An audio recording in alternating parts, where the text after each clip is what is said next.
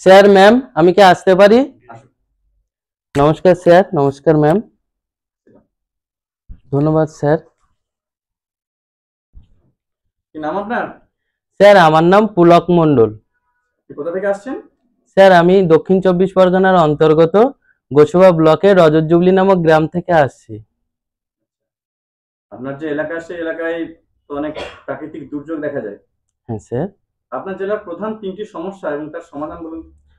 ধন্যবাদ স্যার। আমার জেলার প্রধান তিনটি সমস্যা হলো স্যার পানীয় জলের সমস্যা, যেটার সমাধান হতে পারে আমাদের জল যদি বাইরে থেকে নেওয়া যায় বা জলের আর্সেনিক মুক্ত করে জল খাওয়া যায় তাহলে পানীয় জলের সমস্যা দূর হবে। এছাড়াও স্যার ডিজাস্টার ম্যানেজমেন্ট ব্যবস্থা যদি অনেক ভালো হয় তাহলে আমাদের প্রাকৃতিক দুর্যোগে যে লাইফ রিস্ক বা ঝুঁকি সম্পন্ন জীবন থাকে সেটা থেকেও আমরা মুক্তি পেতে পারি। এছাড়াও সুন্দরবন উন্নয়ন মন্ত্রী নাম? স্যার সুন্দরবন উন্নয়ন মন্ত্রী হলো জ্যোতিপ্রিয় মল্লিক মহাশয়। ঠিক বলছেন? হ্যাঁ স্যার। আচ্ছা স্যার আপনি কোন বিষয়ে স্নাতক করেছেন? ম্যাম আমি জিওগ্রাফি বিষয়ে স্নাতক লাভ করেছি। বাহ। আচ্ছা আপনি বলতে পারবেন আমাদের কটি অক্ষরেখা আছে, মোট অক্ষরেখার সংখ্যা? ম্যাম 360টি অক্ষরেখা আছে। আচ্ছা আপনি এটা একটু জেনে নেবেন কেমন? ঠিক আছে। আচ্ছা আপনি বলুন তো কর্কটক্রান্তি রেখা ভারতের কোন কোন রাজ্যের উপর দিয়ে প্রবাহিত হয়েছে?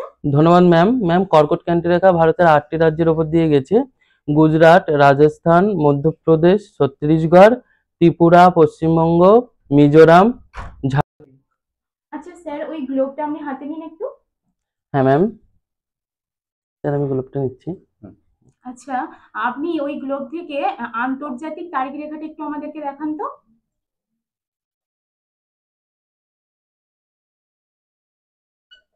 সরি ম্যাম আমি এই মুহূর্তে এটা দেখাতে পারছি না, আমি এটা জেনে নেব। আচ্ছা ঠিক আছে। আচ্ছা আন্তর্জাতিক তারিখ রেখার মান আপনি বলতে পারবেন? হ্যাঁ স্যার আন্তর্জাতিক তারিখ রেখার মান 180 ডিগ্রিকে অনুসরণ করে চলে। আপনার জেলাটা ওখানে দেখান তো।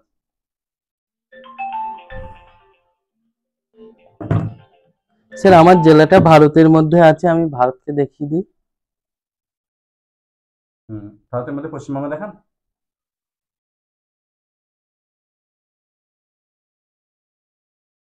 সরি স্যার এই মুহূর্তে আমি এটা সম্ভব হচ্ছে না, আমি পরে জেনে নেব। Thank you sir. আপনার ভূগোল সাবজেক্ট আপনার ম্যাপ সম্পর্কে ধারণা কম তো? ভারতের ম্যাপ আঁকতে পারবেন? স্যার না স্যার এই মুহূর্তে সম্ভব হবে না, আমি ওটা পরে শিখে নেব। ধন্যবাদ ম্যাম। ম্যাম আনন্দ পরিসর হলো ছেলে মেয়ে বা যে শিক্ষার্থীরা থাকে সেই শিক্ষার্থীবৃন্দদের আনন্দ দানের জন্য সব যেমন সপ্তাহে একদিন আমরা কুইজ করতে পারি বা গ্রাজুয়েশন সেরেমনি যেটা বছরে একবার, এটার মাধ্যমে তারা অনেক নতুন বিষয় তারা জানতে পারে, অত্যাধুনিক যে বিষয়গুলো সেই সম্পর্কে তাদের অভিজ্ঞতা লাভ হয়। এছাড়াও তারা সরি ম্যাম এই মুহূর্তে বলতে পারছি না। হ্যাঁ ম্যাম শুনেছি। আচ্ছা স্যার আপনার জেলা কোথায় বললেন? স্যার আমার জেলা দক্ষিণ চব্বিশ পরগনা, পশ্চিমবঙ্গের অন্তর্ভুক্ত। আচ্ছা আপনার আয়তনে বৃহত্তম জেলার নাম বলতে পারবেন? হ্যাঁ স্যার আয়তনে বৃহত্তম জেলা হলো দক্ষিণ চব্বিশ পরগনা। জনসংখ্যায় বৃহত্তম জেলার নাম বলুন। হ্যাঁ স্যার জনসংখ্যায় বৃহত্তম জেলার নাম হলো উত্তর চব্বিশ পরগনা। পশ্চিমবঙ্গের শেষ কবে জনগণনা হয়েছে? স্যার পশ্চিমবঙ্গের শেষ জনগণনা হয়েছে 2011 সালে। তখন সেন্সাস কমিশনার কে ছিল? সরি স্যার এই মুহূর্তে আমি মনে করতে পারছি না, আমি ওটা পরে জেনে নেব। আচ্ছা আপনার দক্ষিণ চব্বিশ পরগনা জেলার ঐতিহাসিক আর ভৌগোলিক গুরুত্ব বলুন তো। ধন্যবাদ স্যার আমাকে এমন সুন্দর ধন্যবাদ স্যার আমাকে এমন সুন্দর একটা প্রশ্ন করার জন্য। আমার দক্ষিণ চব্বিশ পরগনা জেলার ঐতিহাসিক গুরুত্বের মধ্যে আমাদের মাননীয় নেতাজি সুভাষচন্দ্র বসু মহাশয়ের জন্মস্থান আমাদের এই জেলা। এছাড়াও আমাদের জেলার নামকরণ করা হয়েছে 1 মার্চ 1986 সালে। এবং ভৌগোলিক গুরুত্বের মধ্যে আমার জেলার অন্তর্ভুক্ত সুন্দরবন ম্যানগ্রোভ অরণ্য, যেটা 1989 সালে ইউনেস্কো ওয়ার্ল্ড হেরিটেজ সাইট ঘোষিত হয়েছে। এছাড়াও 2002 সালে রামসার সাইটের অন্তর্ভুক্ত তালিকায় এসেছে। 2017 স্যার নেতাজি সুভাষচন্দ্র বসু মহাশয়। হ্যাঁ স্যার উড়িষ্যার কটক শহরেও উনি আছেন। এছাড়াও আমাদের দক্ষিণ চব্বিশ পরগনার সুভাষ গ্রাম নামক একটি স্থানে ওনার বাসস্থান আছে স্যার। ঠিক আছে আপনি আপনার ইচ্ছে মতো একটা ডেমো দিন। ধন্যবাদ স্যার। স্যার ম্যাম আমি কি এই পরিবেশটাকে শ্রেণীকক্ষের পরিবেশ বলে ভেবে নিতে পারি? এবং ধন্যবাদ স্যার আমাকে এমন সুন্দর একটা টপিক দেওয়ার জন্য। আমি মাননীয় শক্তি চট্টোপাধ্যায় রচিত নদী কবিতাটি আজকে ডেমনস্ট্রেশনের মাধ্যমে উপস্থাপন করে দেখাচ্ছি। ঠিক আছে। তোমরা সবাই কেমন আছো আমার শিশু বন্ধুরা? তোমরা সবাই ভালো আছো তো? হ্যাঁ, আমিও খুবই ভালো আছি। আচ্ছা, আজকে আমি তোমাদের দুটো দলে ভাগ করে দিই। তোমাদের একটা দলের নাম সাগর, একটা দলের নাম নদী, ঠিক আছে? আচ্ছা রাহুল, আমি তোমাকে কি বলেছিলাম? আমি কাল কি বলেছিলাম? যে তুমি একটু বড় আছো, লম্বা আছো, তুমি একটু পিছনে যাবে, যাও পিছনে গিয়ে অনুকূলকে আগে আসতে দাও। আচ্ছা, এদিক দিয়ে শাবানাও তুমি তাই করো, একই রকম। তুমি তোমার বন্ধুকে সামনে দিয়ে দাও, যাতে সবাই আমাকে দেখতে পায়, বোর্ডটাকে দেখতে পায়। সবাই দেখতে আমার পাচ্ছ? মাত্র 1.5 মিনিট সময় আছে। হ্যাঁ। তাহলে আজকে আমরা পড়বো না, একটা মজার একটা গান করব, ঠিক আছে? ও নদী রে, একটা কথা শুধাই শুধু তোমারে। এখানে কে কাকে বলছি বলো তো? নদীকে বলছি, তাই না?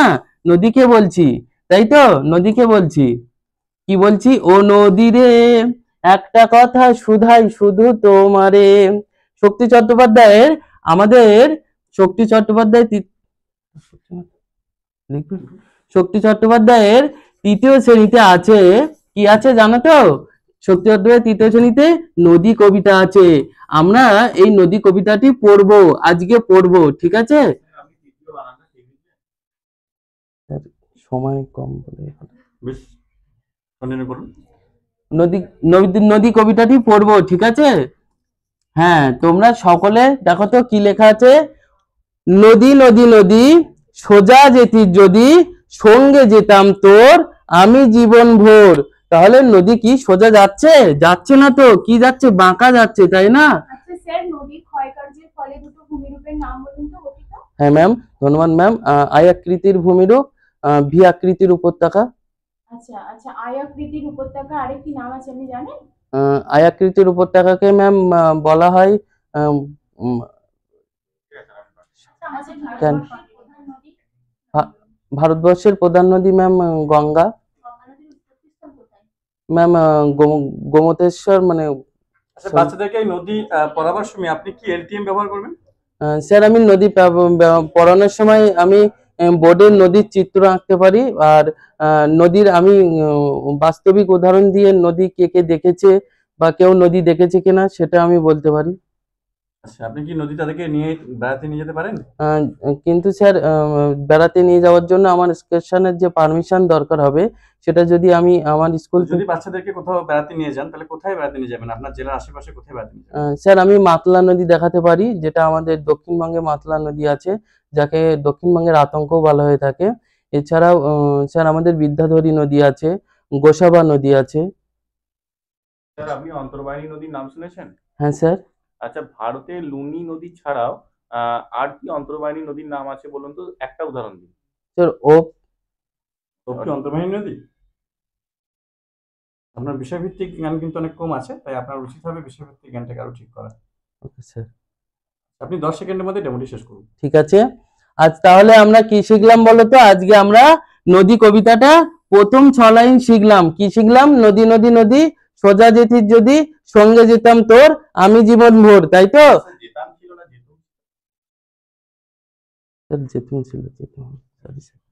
তো জেতুম শব্দের সঙ্গে জেতামের পার্থক্য কি? কবি কেন জেতুম ইউজ করেছে? কেন করেছেন এটা ইউজ? কারণ স্যার কবি বুঝিয়েছেন যে সে যদি কখনো, মানে যদি কথাটা ইউজ করেছেন, ওখানে বাস্তবিক অর্থে হ্যাঁ, তাহলে জেতাম না করে কাল্পনিক। জেতুম কেন কথা বলা হচ্ছে? এটা কোন ভাষারীতির বৈশিষ্ট্য? স্যার এটা দক্ষিণবঙ্গের ওখানকার যে আঞ্চলিক ভাষারীতি, এই জন্য যেতুম কথাটা ব্যবহার করা হয়েছে। বেশ, ঠিক আছে, বসুন। তাহলে তোমাদেরকে এই বিষয়ে আমি একটা কর্মপত্র দিচ্ছি, তোমরা এটাকে পরে আমাকে দেখাও, হ্যাঁ?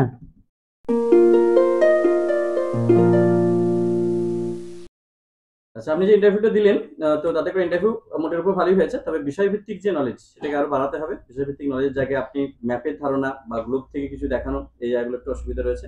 আর মাঝে মধ্যে একটু কনফিডেন্সের অভাব আছে, একটু ভীতি কাজ করছে, গলার ভলিউম আরো বাড়াতে হবে, আরো স্বতঃস্ফূর্ত হতে হবে, ঠিক আছে? মোটের উপর আপনাকে আমি এই ইন্টারভিউ 7.9 দেবো। Thank you sir. আমিও বলবো আপনার বিষয়ভিত্তিক জ্ঞানটা একটু বাড়াবেন। আর বাকি সমস্ত কিছু ঠিকই লেগেছে, একটু নার্ভাস লাগছিল। তো আমি আজকে আপনাকে দিলাম 8।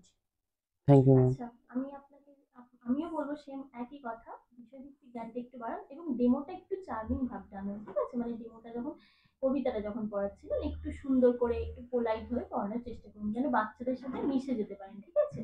বাচ্চাদের মনের মতো করে পড়ানোর চেষ্টা করুন। Thank you. আর ঠিক আছে, ভালোই হয়েছে। এই আমি আপনাকে 8 দিলাম, ঠিক থ্যাংক আছে? You ma'am. আচ্ছা স্যার, আপনাকে তো বাকি স্যারেরা ম্যামেরা বললেন একই প্রবলেম। আর দ্বিতীয়ত প্রবলেম হচ্ছে আপনি যখন পাঠটা পড়াচ্ছিলেন আপনি অতিরিক্ত অন্য বিষয়ের দিকে ধ্যান দিয়ে আসল পাঠের দিকে যাচ্ছিলেন না। আর যখন আপনি কবিতাটি পড়াচ্ছিলেন সেখানে আপনার কবিতার যে শব্দগুলো রয়েছে, সঠিক কি শব্দটা রয়েছে সেটা আপনাকে একটু জেনে নিয়ে তারপর বাচ্চাদেরকে পড়াবেন। কেননা ওরা তো সেই এই জায়গাটা বুঝতে পারবে না। ওভারঅল ঠিকই আছে, আই কন্ট্যাক্টটা একটু ঠিক রাখবেন আর ভয়েসটা একটু বাড়াতে হবে। আপনাকে আমি 7.9 দিলাম। থ্যাংক ইউ আপনার জন্য স্যার। অনেক শুভকামনা রইলো। Thank you sir. বেশ, আসুন।